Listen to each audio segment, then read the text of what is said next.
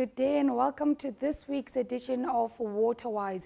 And the country is still short of water in certain areas, and today we're looking at alternative water sources that we can use in our homes or in our garden. And I'd like to take you through just talking about groundwater and how we can harvest it.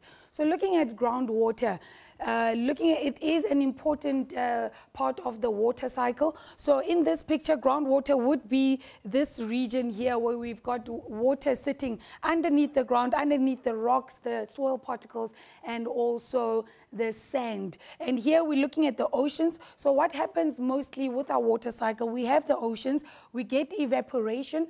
With that evaporation, we get to a point where these water molecules cause condensation, and then we get to a point where we get the cloud forming, we get precipitation, which can be anything from hail, which can be sleet, can be snow, or your ordinary showers and thunder showers in places. We get the precipitation, we get runoff in certain areas. Runoff, now we're talking about water that will be on the surface, doesn't seep into the ground, but instead just runs off the surface, goes to your streams and your rivers and eventually to your oceans. But we're also looking at that important part where we get infiltration. So we get the water seeping in as if it's a sponge going into the ground.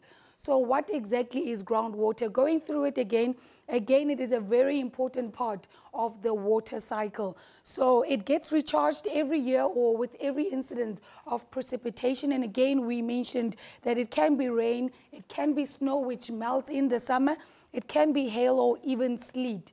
And this water then moves through into the ground as if it's a sponge under gravity. It gets absorbed into the ground and passes through those soil particles, the sand, the gravel, and even the rock. So what are we saying? This groundwater eventually gets to a point, so much of it gets absorbed that it forms a saturation zone. So that's where a point where not more water can be absorbed. And the top of this saturation zone is known as the water table, which is the important part. That's what we want to tap into in order to get this groundwater so that we can use it as an alternative source of water in our homes, on the farm. It can be in the gardens as well. And this water table that we're talking about can be anywhere close to the surface at about 1.5 meters, or it can be at various depths. It does depend on the area where you can reach this water table. So how do we get to extract this groundwater in order to use it in our homes, in the garden, on the farm? So today we're talking mainly about drilling a borehole as a solution to this. So with the borehole, you can choose having a hand pump, a wind pump, or an electric pump.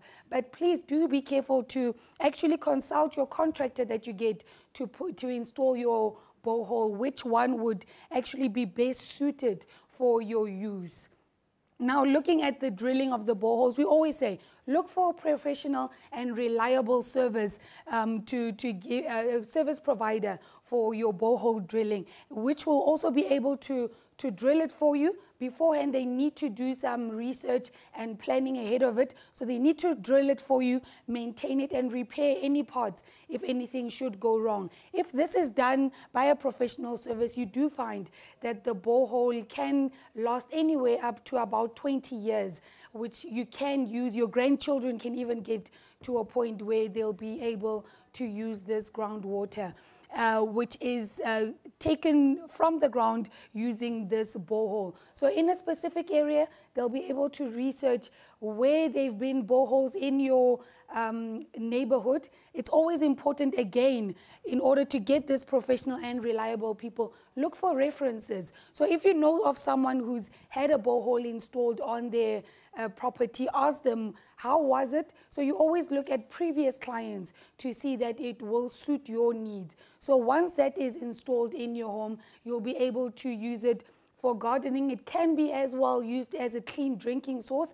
So it's not necessarily just for irrigation, for your garden use, but you can use it in the homes as well. And you can see in some businesses, they've got borehole water that are using to irrigate most of their lawns. So that's just something to consider. And we're looking at that as a water saving mechanism, because we are slowly but surely still in a drought phase in certain areas of the country. So we always remember to be water wise, and please do join us again next week for another edition of Water Wise. But that's it for me for today. Have a lovely weekend.